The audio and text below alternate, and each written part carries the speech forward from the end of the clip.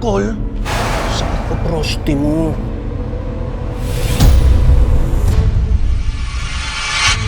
Toy, naiintindihan ko kung bakit mo nagawa yun. Yung kinita mo, nasaan? Nasaan? Dito ba? Chong, Ano? po yan! Para kay Lola to! Wala akong pakialam sa lola mo. Hindi mo na ako kikibuin? Naintindihan ko po kung saan nanggagaling si Totoy. Naging malapit din po ako sa lola ko nung nabubuhay pa po siya.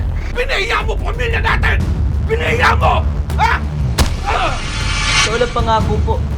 Hindi ko na po ulitin yun. Hahanap na po ako ng ibang trabaho.